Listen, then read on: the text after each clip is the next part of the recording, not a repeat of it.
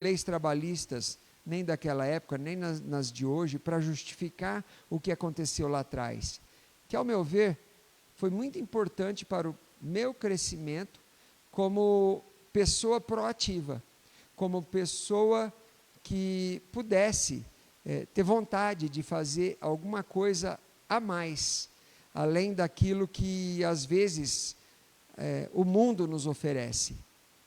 E proatividade é um ponto muito importante para todos nós, no trabalho material, também no trabalho espiritual. A intenção nossa não foi falar para qualquer pessoa, utilizar os nossos exemplos e aplicar nos dias de hoje, porque não funciona mais assim. Contudo, de longe foi problema a minha pessoa, desde cedo, usar o tempo para alguma atividade. E aí fica um adendo, quando, agora aqui no tempo de pandemia, os pais estão com os filhos em casa, eles estão fazendo aulas online, e todos percebem o quanto os professores são importantes, ao vivo e a cores, o quanto a escola é importante, com todo o suporte que ela dá, desde a chegada da criança, a soneca, quando em escola para os menores, os vários momentos de alimentação e toda aquela parte intelectual, a convivência das crianças e jovens entre si, como isso tudo é fundamental. E agora que eles estão em casa, alguns pais querem dar medicação para os seus filhos dormir um pouco mais, ou estão achando que os filhos precisam de psiquiatra, porque são hiperativos, ou porque... Nada disso. Uma criança, quando ela está em atividade, ela está usando o seu cérebro, está usando o seu tempo, ela é fantástica. Um jovem, mesma coisa. Contudo, uma criança que está totalmente sem atividade, ela pode se tornar uma criança travessa, uma criança que, para os pais, está fazendo alguma coisa de errado, fazendo arte, e aí começa a acontecer a violência no lar. Crianças espancadas, crianças, claro, elas têm menos força, crianças sendo maltratadas no nicho onde deveria acontecer o amor, o acalento e o socorro. Que coisa! O lar que a célula de desenvolvimento humano, o ponto inicial da nossa segurança, transformando-se pela convivência mais intensa de agora, transformando-se num local de violência. Não pode ser assim. E é claro que percebemos, agora mais do que nunca, que a civilização obriga o homem a trabalhar mais, porque acaba aumentando as nossas necessidades e também os nossos prazeres. Quando no mês de março chegou aquele instante de parada, quando o Estado de São Paulo, com suas leis, colocou todo mundo dentro de casa, nós vimos que não precisava tanto a correria, o que acontecia antes, e aquilo nos colocou em refletir os grandes valores do afeto, da família, da proximidade junto às pessoas, e essa reflexão nos fez entender que não precisamos ser workaholic, porque temos que pagar tantas necessidades, ou tantos prazeres. Nós conseguimos desacelerar um pouco, e com isso equilibrar o trabalho, o estudo, o lazer, o equilíbrio espiritual e o equilíbrio material. Ao meu ver, essa é a melhor explicação de trabalho que eu já li na vida. E surgiu ali da espiritualidade, definindo trabalho, colocando ali toda ocupação útil é trabalho. Então uma criança, ela pode ser útil e assim ela estar trabalhando ao seu modo, sim. Um idoso, ao seu modo, sim. E o adulto na fase ativa, também. Tudo que é útil é considerado trabalho. Tem inúmeras, centenas de histórias lindas de pessoas que se superaram e, a partir de pequena atividade, desenvolveram grandes comércios. Um deles foi o criador da grande empresa, né, que nós conhecemos nos dias de hoje, chamada Avon. Ele era um vendedor de livros, quando não se tinha, né, a tecnologia virtual, quando não se tinha um e-book. Décadas e décadas, lá no século passado, ele, ao vender as enciclopédias, tendo um amigo farmacêutico, e ao encontrar dificuldade de vender aquelas enciclopédias, ele pediu que seu amigo farmacêutico fizesse uma fragrância num pequeno mostruário, uma amostra grátis, vamos assim dizer, que ele iria levar às donas de casa, as pessoas que estavam em casa, geralmente as mulheres, que naquela época não saíam para trabalhar, não estavam fora de casa no trabalho, e sendo elas as compradoras das enciclopédias, elas recebiam de brinde um perfume. Conforme foi aumentando a expectativa de suas clientes, ele teve que obrigação de levar sempre o perfume, porque elas queriam tanto quanto a enciclopédia. E dali foi um pulinho para a ideia alcançar a famosa eureka.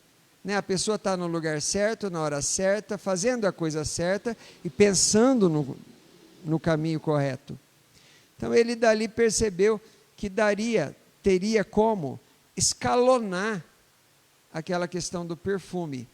E aí as pessoas que estavam em casa poderiam se tornar representantes daqueles perfumes que ele patenteou e criou, né, uma multidão de trabalhadores em prol de um novo produto, que era um produto cosmético.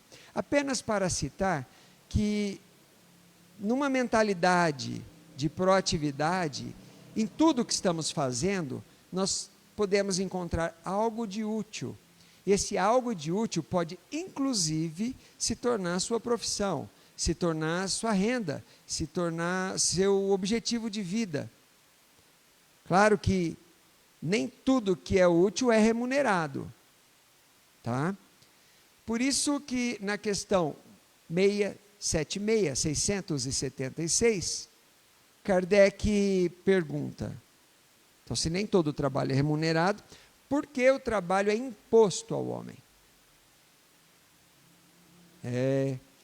Quando nos propomos a reencarnar, nós já sabemos que ao chegar na Terra, ao longo da vida, de alguma forma, o trabalho vai acontecer. Por quê? Gente, analisem comigo. Sem o trabalho, o homem permaneceria na infância da sua inteligência. Sem o estímulo de ter que achar um caminho, de ter que buscar o ganha-pão, nós não só estaríamos estacionados, como estaríamos usando do trabalho de outrem. É uma brincadeira que às vezes eu faço, dizendo que do lado de um esforçadinho, costuma ter um encostadinho, dois dinhos aí, mas são dois lados da face humana que pode acontecer entre pessoas que são líderes e pessoas que são lideradas, pessoas que são proativas e pessoas que são inativas.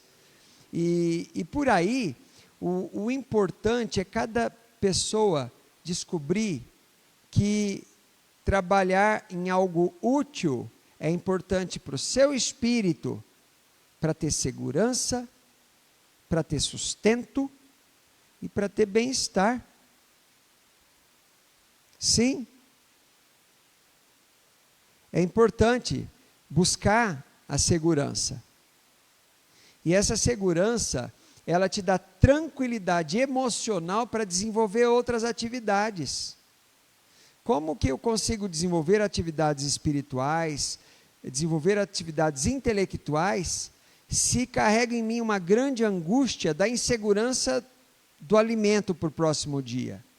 Se carrego em dúvida a insegurança de haver um oficial de justiça à porta da minha casa porque não paguei determinada conta, ou aluguel, ou algum outro acontecimento ruim. Por isso, o nosso bem-estar depende sim do trabalho. E dá uma invejinha dos animais, né? A gente começa a falar, pô, Deus impôs ao homem o trabalho, é uma lei natural. Mas provê os animais do seu sustento, porque a gente não vê um pássaro plantando árvores que deem as sementes e frutos para eles se alimentarem. Nós não vemos as abelhas plantando árvores para que dali ela possa obter o pólen e produzir, né, o mel, produzir o própolis e os derivados da colmeia. E por aí vai. Então, por que a natureza provê todas as necessidades dos animais e não provê a nossa? Para aí. Eu pensava, como está na pergunta também, até que os espíritos responderam. Deixaram claro. Os animais trabalham como tu. Mas seu trabalho, como sua inteligência, eles são limitados ao cuidado de sua conservação, subsistência. É a lei do trabalho aplicada à vida. Tudo é trabalho. Nos 3 reinos, há um dínamo constante de mudança. E o imperativo da transformação recai sobre tudo e todos. E está aí o fiel do tempo, mostrando que nada permanece parado. Ao longo dos segundos, minutos, horas, dias, semanas, meses, anos, décadas, séculos, milênios e por aí vai. Se a eternidade é uma bênção, ela não pode ser um fardo. Imaginem se temos a eternidade ao nosso favor. Eu achar que vou para um céu aonde a preguiça reina, porque ficarei observando o som de liras e observando outras pessoas fazendo algo enquanto eu fico ali aposentado da vida. Questionem-se sobre, não é a aposentadoria do trabalho, questionem-se sobre a aposentadoria da vida, se isso é interessante. Pois bem, se a abelha não planta, a abelha poliniza, ela trabalha constantemente, levando o pólen de uma flor a outra, para que os frutos aconteçam, para que aumente a produção de cereais, de frutas e de tantas outras coisas que dependem desta polinização. Quer dizer que a abelha trabalha. Quer dizer que um cavalo trabalha. Todos os rebanhos, de uma certa forma, eles cumprem com uma função, uma missão. Eles oferecem, inclusive, a sua vida em prol da subsistência ou da sequência de vida de outros animais. Nós acreditamos que o homem é um animal racional, mas nós temos tantos animais em proximidade ao ser humano quando pensamos no quesito inteligência. Não só no mundo, na terra, né, no chão, mas nas águas. Nós vemos animais dando exemplos de amor, de comunicação entre si, animais mostrando como pode ser possível uma organização social sustentável, equilibrada. E é claro que não é fácil para nenhum grupo. Se não é fácil para o ser humano, os outros animais também possuem as suas dificuldades para manter a sua conservação.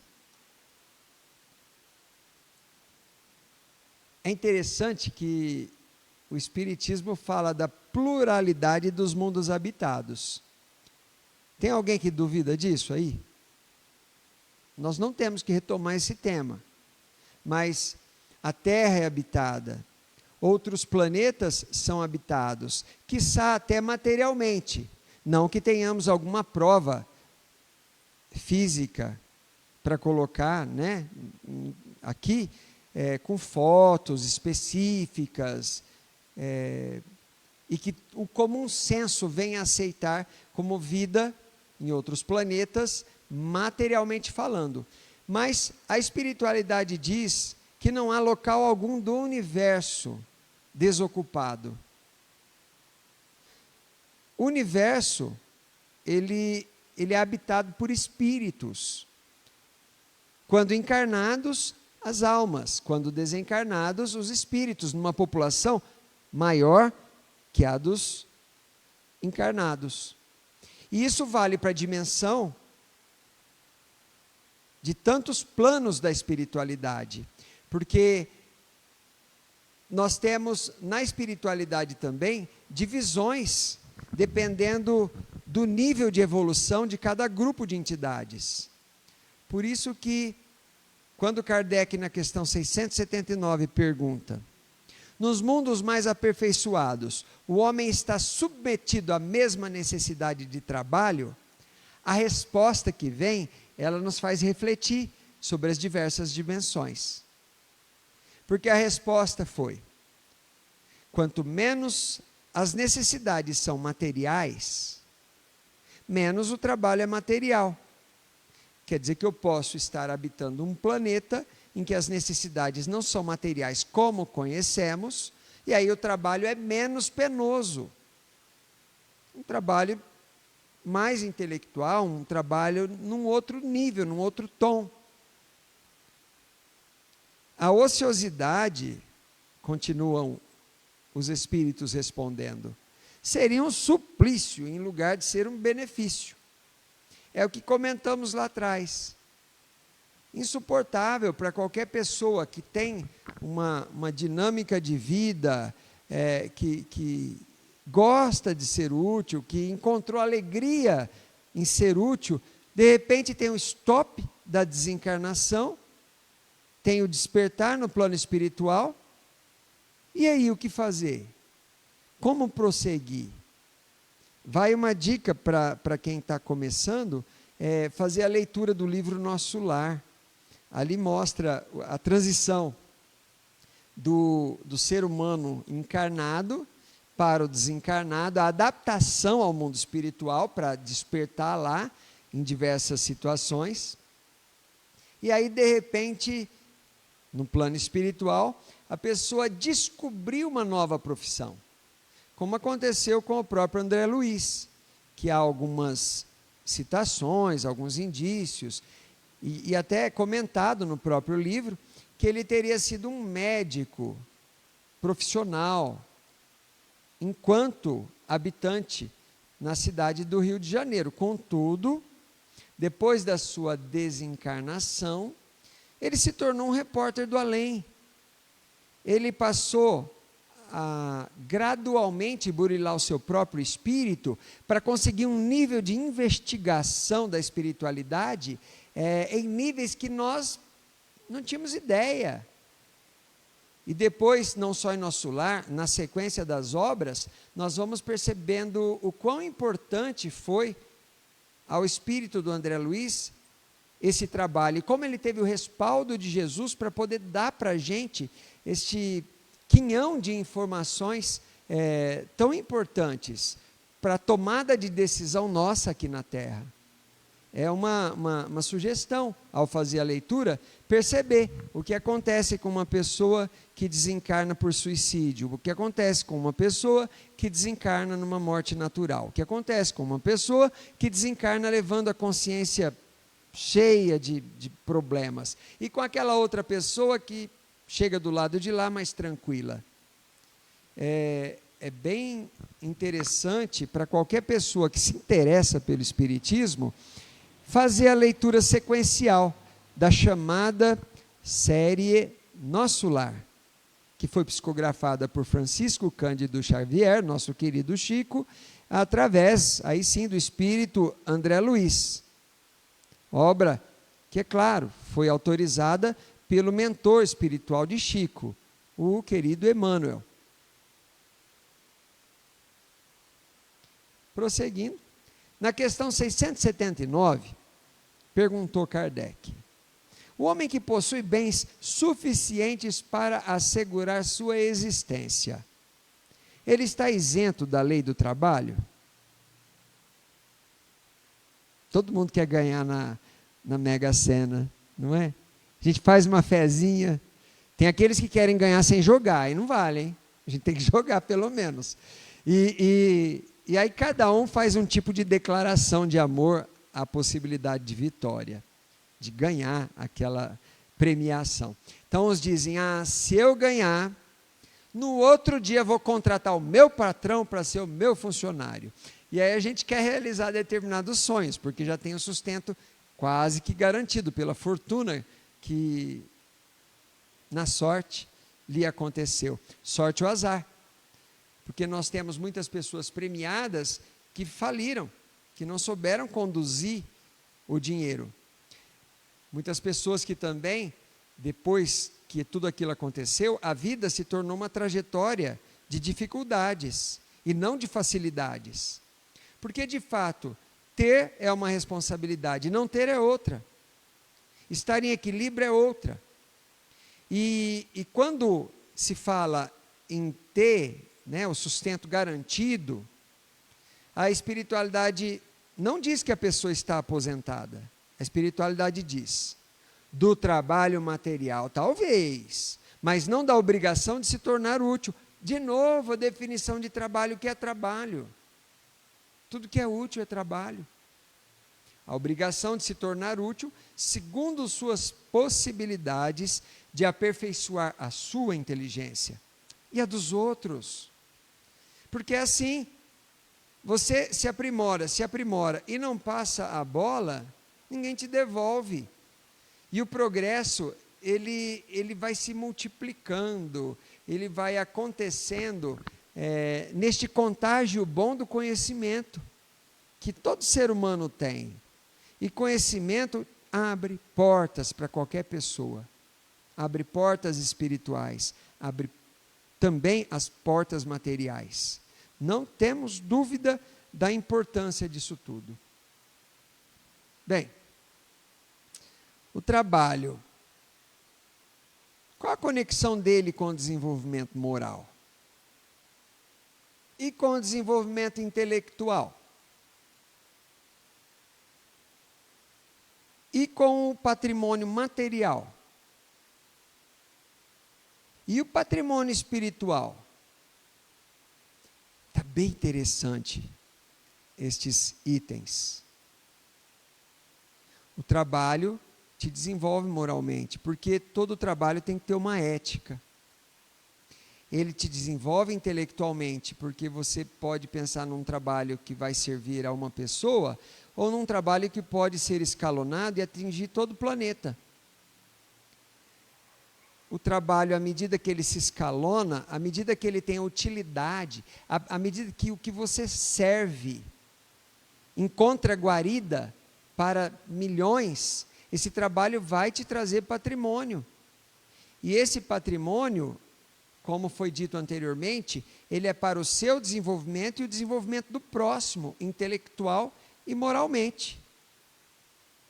Nós temos grandes fundações, não só no Brasil, mas fora do Brasil, em que pessoas donas de grandes fortunas em um determinado momento da vida, elas passam a transferir parte dos seus bens para grandes fundações universitárias, hospitalares, né, educacionais e assistenciais, sociais, com a intenção de ajudar o próximo. Outro dia comentei, quando nós fomos no Francisco de Assis, aqui em Araçatuba, e lá nós comentamos um pouquinho da história do Bill Gates. O Bill Gates, quando jovem, era um nerd na escola. Nem ele sabia que tinha grande poder de foco, concentração e facilidade em matemática. Nem ele percebia. Claro que, à medida que o professor entregava em sala de aulas, todas aquelas tarefas numéricas a serem desenvolvidas, ele batia o olho, ia resolvendo. De repente, ele tinha acabado. E a sala inteira se descabelando para achar as respostas. E aí ele percebeu que tinha alguma coisa diferente entre ele e seus colegas. Mas não que aquilo o tornasse uma pessoa vaidosa. Até o contrário, ele era tido como uma pessoa retraída, uma pessoa com... Os seus pais pensavam que ele teria problema para se comunicar com as demais pessoas. E ali na sua juventude, ele, junto com 2 colegas, abraçou um projeto de computador quando não existia sequer o sistema operacional DOS. Nem isso existia.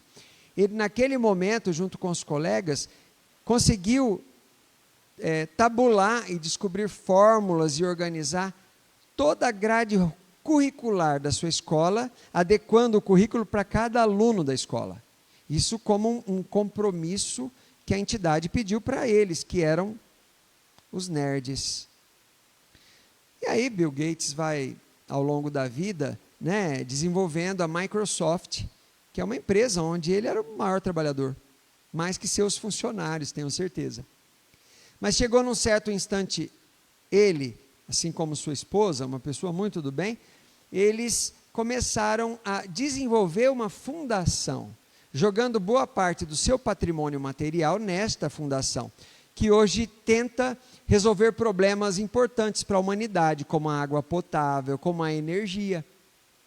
Por exemplo, eles têm uma proposta para a África, para conseguir, a partir de uma água impura, totalmente cheia de dejetos, a partir dali conseguir algo totalmente potável. Ele também tem um projeto de usar lixo atômico para produzir energia limpa, usando e reciclando aquilo que seria um lixo improdutivo e perigoso, por sinal. A partir da fundação, e não dos seus trabalhos, Microsoft, que foi útil à IBM e etc. Apenas citando estas biografias e colocando que o dinheiro em circulação, ele promove o progresso. E ele traz, sim, a felicidade, porque tira o ser humano da miséria. E longe da miséria, nós conseguimos ser mais afáveis, nós conseguimos nos equilibrar, e é claro, tem que acontecer lá dentro, tem que acontecer no espírito, a gente tem que crescer. E nem sempre é numa única vida que esse desenvolvimento acontece. Quantas vezes a prova da nossa existência vai ser a dificuldade econômica, quando em outras vai ser a facilidade econômica, testes tão complexos e que exigem da pessoa muita atenção, muito foco e aprendizado. Quando comparamos o trabalho animal e hominal, eu me arrepio de pensar.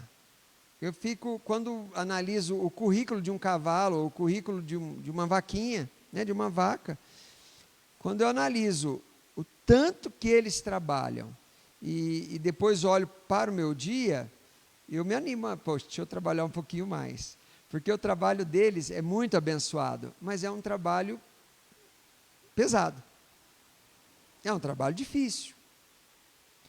E é claro que, dependendo da escala animal, dependendo de onde está, o instinto, ele é prevalente em relação ao racional humano. E esse trabalho dos animais acaba sendo quase que condicionado, ao invés de acontecer esse boom de criatividade que nós temos. conforme a tecnologia foi se aperfeiçoando, até novas maneiras de pensar. A criação das empresas surgiram.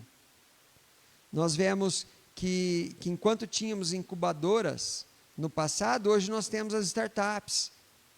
Enquanto nós precisávamos de grandes galpões, hoje eles estão precisando de pequenas saletas e talvez trabalhar em casa.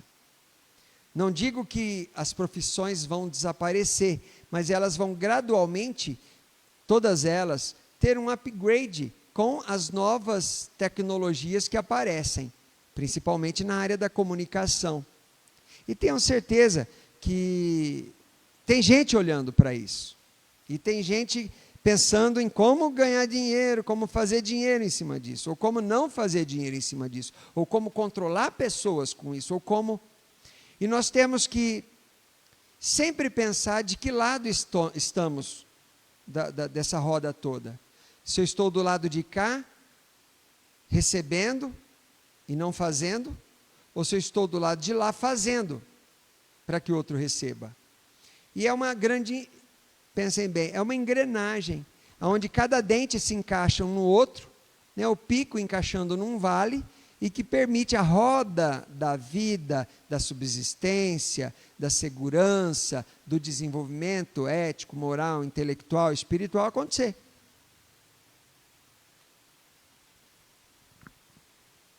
E aí, como é que... Se o trabalho é uma lei natural, se ele é imposto ao homem, o homem evoluído, como que ele lida com isso?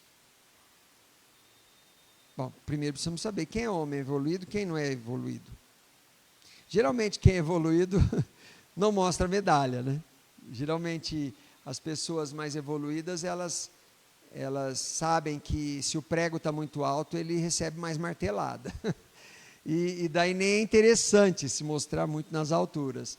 E como, pensando aí no bambuzal, nós preferimos estar agrupados para que sobrevivamos melhor aos vendavais, às grandes tempestades. Mas o homem evoluído, ele faz do trabalho um meio para atingir os fins espirituais de socialização, que é a coisa mais gostosa do mundo. Eu tinha certeza, agora eu nem sei qual palavra usar. Gente, é bom. Espíritos, encarnados e desencarnados, graças ao bom Deus, nosso Criador, que eles existem. Porque, já pensou se o Pai Celestial tivesse nos criado isoladamente, existir Deus e você? Não dá certo não. Não dá certo. Agradeço todos os dias os irmãos que encontro na vida. Alguns que a gente até pode taxar como inimigo, mas não, são pessoas que nos estimulam a ser ainda melhor. Nos estimula a desenvolver um senso que não é de sobrevivência, mas é de adaptação para poder transformar aquilo em algo bom. Eu diria que isso é proatividade. Temos sim, todo mundo tem a necessidade do trabalho material e do trabalho espiritual. Eu estava assistindo uma mentoria esta semana e um tal de Weber, ele fez a conferência num tom materialista, falando para pessoas materialistas. Ele não usou expressões espiritualistas. Mas ele dizia o seguinte, ele dizia que era fundamental qualquer ser humano ter um trabalho. E não ficar imaginando que trabalhar... Todo mundo vai encontrar um trabalho que ama, que morre de amores, e fica o dia todo lá com um coraçãozinho. Eu amo o meu trabalho. Ele falou, esquece, isso não existe. Você vai gostar de uma parte do seu trabalho, de outra parte você não vai gostar, mas ele é importante para a tua subsistência. Exatamente para impedir que haja um cobrador na porta da tua casa batendo ali, te causando transtornos. Exatamente para te ajudar a ter, vamos dizer assim, a possibilidade de falar não para algumas propostas que são indecentes, como fala, né, aquele filme de Hollywood do século passado. E ele dizia trabalho é importante. E com esse trabalho você vai poder guardar ou não alguma coisa. E esse guardar, não é guardar de estabilizar, mas fazer o dinheiro crescer a ponto dele te ajudar a realizar os teus sonhos e depois te fazer filantropia. Então, um materialista dizendo, trabalho vai te ajudar a realizar os sonhos e a praticar a filantropia tão desejada. O que é filantropia, se não o que nós aqui no Espiritismo usamos como termo caridade? Fora da caridade não há salvação. Isso está no Evangelho segundo o Espiritismo, a coisa mais linda, são páginas lindas para a gente desenvolver esse senso de distribuição, esse senso de divisão, mas não é uma divisão que subtrai, né? É uma divisão que simplesmente alimenta pessoas, que amplia os horizontes e promove o crescimento de todos nós. Bem, quanto mais tem, quanto mais guardou, ou quanto mais proliferou economicamente, nós temos várias parábolas bíblicas que falam destas questões, né? Do filho que saiu, que recebeu uma moeda ou duas, o que guardou no chão, o que fez a moeda multiplicar e voltou ao pai. Então, várias parábolas para se pensar a respeito. Mas o que mais tem, mais necessidade de ser útil ao seu semelhante. E aí ele não vai causar nenhum entrave ao progresso. É bem isso. A responsabilidade vai aumentando, num escalão absurdo. Na questão 680, Kardec faz uma pergunta já falando de limitações. E estas limitações, elas vieram ser contempladas pelas leis do trabalho, pelas leis que favorecem ou não as empresas nas suas contratações. Kardec perguntou, não há homens que são incapazes para o trabalho e cuja existência é inútil? Gente, uma pessoa que tem algo especial nos dias de hoje, no passado poderia ser considerada totalmente inútil, hoje não. Hoje, se você mexe um dedinho, dá para achar alguma coisa para fazer com aquele dedo, algo útil, algo que traga o teu sustento até. Se não trouxer o sustento, que traga alguma coisa de bom. Resposta, Deus não condena, senão aquele que é voluntariamente inútil. Ser útil, segundo sua faculdade. Exatamente dentro do que você pode fazer o melhor, superando-se. Existe uma revista, chama-se Todos, é uma revista que conta sempre uma historinha de superação. Nós vimos ultimamente que programas de auditório, programas de televisão e documentários, eles têm trazido muito à tona a história das pessoas. Ao invés de criar um personagem fictício, pega um personagem da vida real, uma pessoa que deu exemplos de superação e traz algo para nos inspirar o tempo todo. Gente, só tem história que nos inspira à nossa volta. Olha a história do teu pai. Olha a história da tua mãe. Ah, mas não me inspirou. Olha a história dos teus irmãos. Não tenho irmãos. Olha a história da pessoa que trabalha com você.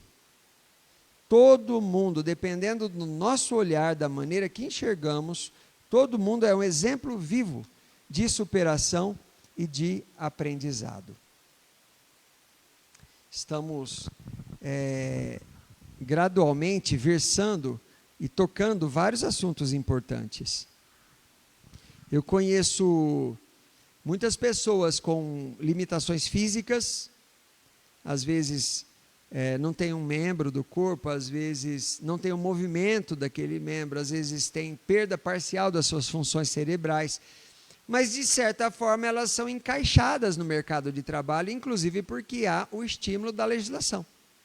As empresas que contratam, elas têm uma série de benefícios fiscais ou benefícios de outra monta. o que é interessante. Por isso, quando alguém fala que a terra está pior, eu tenho minhas dúvidas. Quando comparamos a legislação passada com a legislação de hoje, nós vemos que nem sempre as leis são aplicadas, mas a legislação de hoje ela é uma legislação muito mais inclusiva, respeitosa, e que nos abre possibilidade de trabalhar e ser feliz, independente, sexo, idade e por aí vai. Na questão 681, Kardec perguntou: a lei natural impõe aos filhos a obrigação de trabalhar por seus pais? E aí há uma imposição? A gente vê tanta história. As modas de viola, elas são as que mais contam história de ingratidão. Elas, quanto mais longa é a história cantada, mais sofrimento e dor existe ali entre os refrões. Às vezes contando de um filho cujo pai, num incentivo de amor, deu tudo, fez tudo, e de repente, quando o pai ou a mãe precisou, o filho não estava presente para dar qualquer apoio, saindo de perto. E a ingratidão não é só a ingratidão filial, qualquer ingratidão, ela é uma derrota. Heranças familiares. Poxa vida, os pais têm seus filhos. Chega no momento em que os pais não estão mais trabalhando, por N fatores da vida. Claro que cabe aos filhos o apoio. Gente, devemos aos nossos pais a coautoria da vida que Deus nos deu. Sem nossos pais, nós não teríamos, não aconteceria a união, nós não teríamos o nosso desenvolvimento. Quer dizer, só daí nós já temos uma gratidão biológica. E que dirá a gratidão moral, porque a infância humana ela é muito dependente, nós somos tão frágeis. Comparando-se aos demais animais, o ser humano não sobrevive sozinho, a mortalidade infantil é extremamente alta. Recentemente, num trabalho social, eu tive a oportunidade de conhecer uma senhora que, depois que falamos de crianças, filhos, essa senhora se aproximou e falou: sabe, direcionando-se a mim, sabe, a minha mãe era muito rude comigo. E eu quase que fui empurrada de casa para um casamento. E eu me casei muito jovem, criança quase. E ele bebia, ele chegava em casa, eu tinha ido trabalhar, ele chegava às vezes antes que eu, e quando eu chegava, já recebia socos, pontapés. Eu apanhava como numa receita de medicação, 2, 3 vezes ao dia, porque a cama não estava pronta, ou porque a comida não estava na mesa, ou porque eu não tinha feito isso ou aquilo. E aí ela, chorando nesse ponto, olhou para mim e falou: sabe que a minha filha teria 40 anos hoje? E eu assustei, falei: mas ela morreu? Ela falou: ela e outras 5 tentativas de maternidade que eu tive.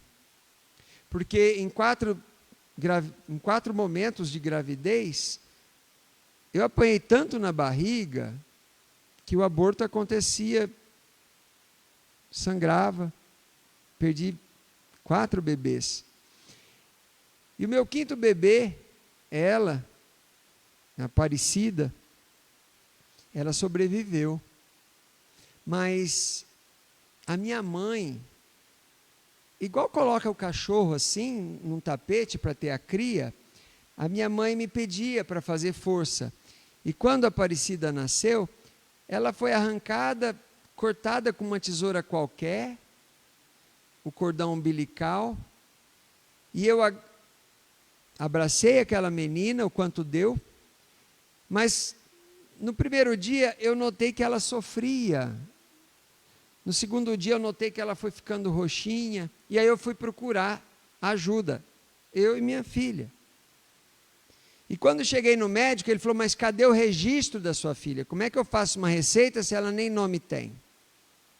E aí lá vou eu, disse-me aquela mãe chorando, lá vou eu procurar um local para registrar a menina, e fui lá, coloquei o nome nela, voltei, doutor, está aqui o registro, agora dá um remédio, salva minha filha. Era a quinta. Ela dizia, eu perdi 4, aos pontapés, eu não queria perder a minha quinta esperança. Mas no 7º dia, doutor, aí ela foi falando, no 7º dia ela foi ficando roxinha, foi ficando escurinha, foi perdendo a vitalidade e morreu. E aí o meu marido, ele teve uma morte esquisita, uma morte violenta, sofreu muito, mas ele morreu também. E minha mãe também.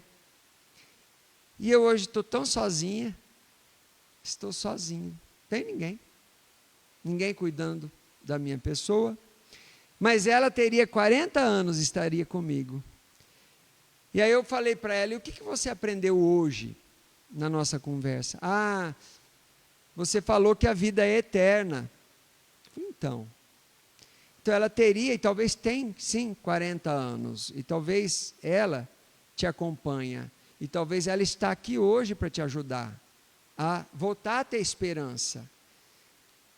Se está usando medicação antidepressiva, ela me contou que estava, talvez sua filha esteja aqui para te dar alegria, que é o complemento de qualquer medicação.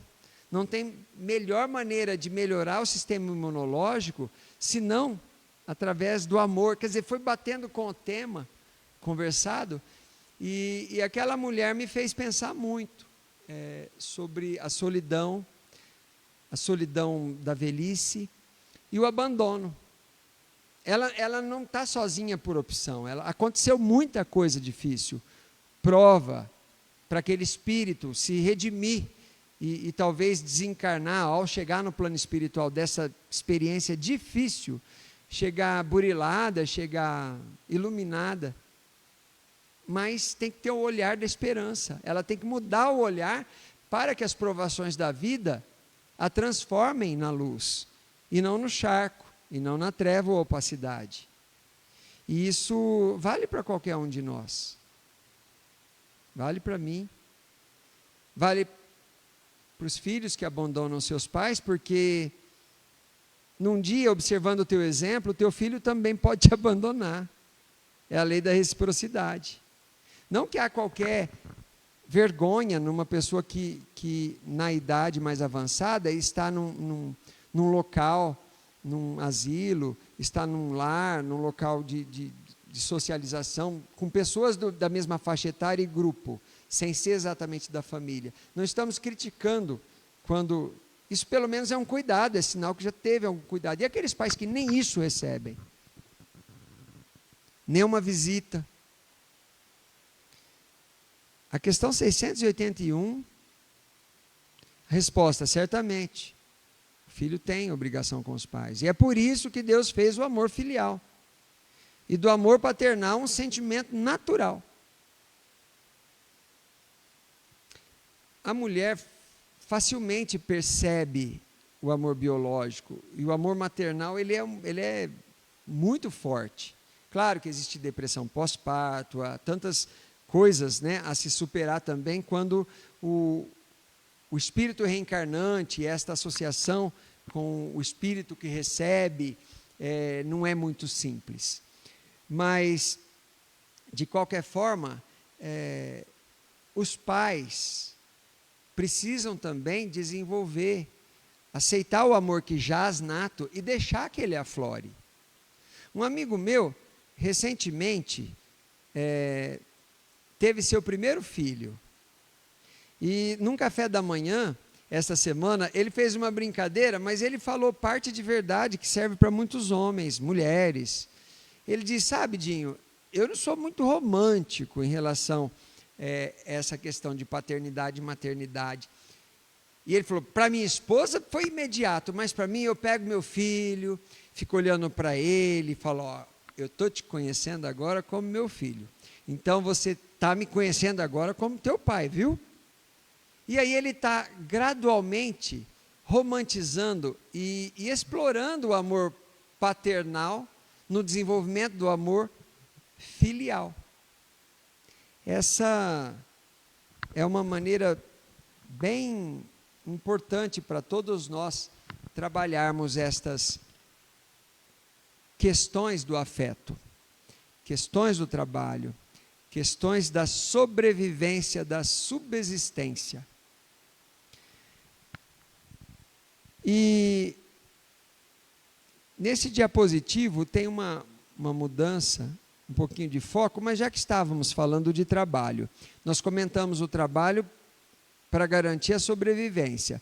Nós falamos do trabalho para garantir o desenvolvimento intelecto-moral do ser humano. Por fim, nós estamos agora falando do trabalho que promove o ser humano. E aí vem surgindo pessoas idealistas e que não estão necessariamente dentro das religiões. Em 1972, esse senhor chamado William Bill Drayton, ele criou uma palavra diferente. Ele criou a palavra empreendedor social, para falar daquela pessoa que melhora as pessoas que estão à sua volta, gratuitamente. Daí surge, a partir deste período, o nome de empreendedorismo social para estas pessoas que lideram e fazem grandes movimentos sem, de fato, estarem vinculados às religiões. E de onde vem toda essa inspiração? Meu Deus, vem de Jesus, né? Jesus, ele a todo instante inspirou todos os grupamentos humanos, não apenas o grupamento religioso, mas o não religioso, a entender que há muito que ser feito em prol do pessoal, do familiar e do coletivo. Por isso cabe a cada um descobrir o seu nuance nessa questão do trabalho e multiplicar. Nós precisamos da abundância para poder viver em paz. Nós não podemos conter tudo isso que vem acontecendo. E não é uma brincadeira de dinheiro. É uma brincadeira, ou na verdade não é uma brincadeira, né? É aplicar a lei natural, a lei do trabalho. E o dinheiro acontece como consequência de tudo isso, à medida que se vai planejando as ações. O Espiritismo deu um foco tão interessante ao empreendedorismo social, sem usar esse nome, lá atrás, com Bezerra de Menezes, que dá reflexos até os dias de hoje. Então, Bezerra de Menezes, ele foi considerado, né, o médico dos pobres, ele foi um grande empreendedor, ele foi político no Rio, a sua desencarnação fez do velório de Bezerra de Menezes um evento gigantesco naquela cidade, tal carinho que as pessoas tinham encarnadas, e sabemos que no plano espiritual ele foi super bem recebido. E por Celina, a intermediária de Maria de Nazaré, e também por centenas de milhares de espíritos que o aguardavam em agradecimento no plano espiritual. Então imagina se essa proatividade dele fazer mais, o que trouxe para ele Bezerra de Menezes? O próprio trabalho. Daí, às vezes nós observamos alguém trabalhando, achamos lindo de morrer, mas nós não fazemos o nosso próprio trabalho. E nós acreditamos que no dia de escuridão, a luz daquela pessoa vai iluminar o nosso campo.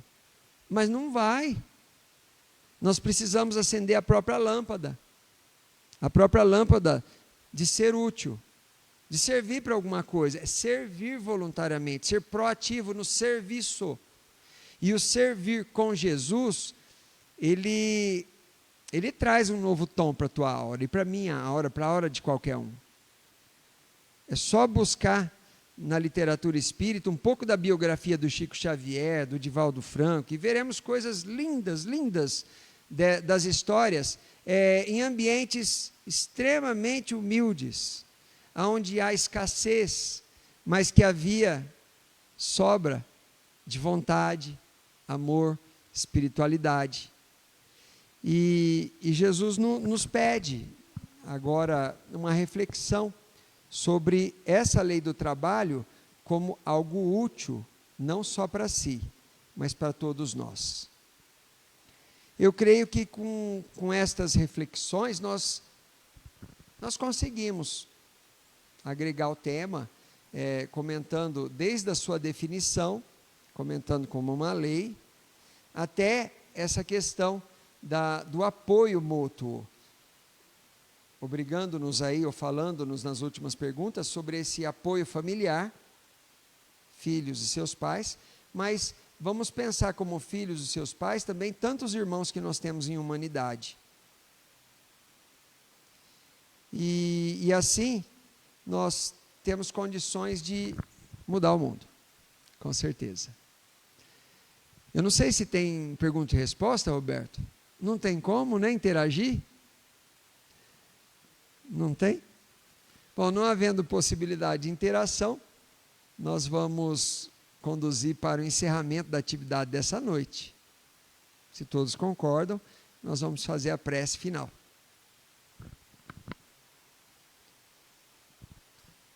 Mais uma vez, agradecendo a presença da espiritualidade.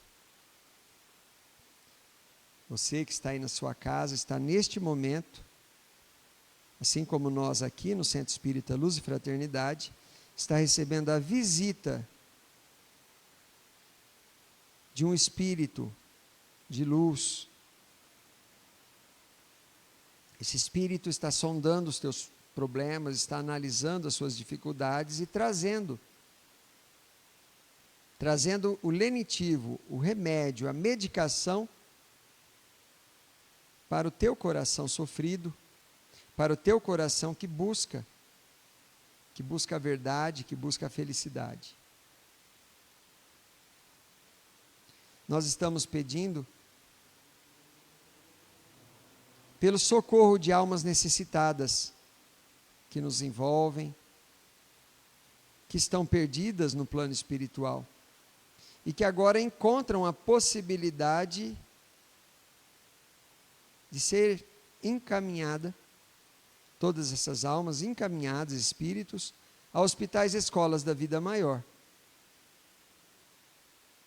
Vamos fazer a prece do Pai Nosso, mentalmente? Pai nosso que estais nos céus,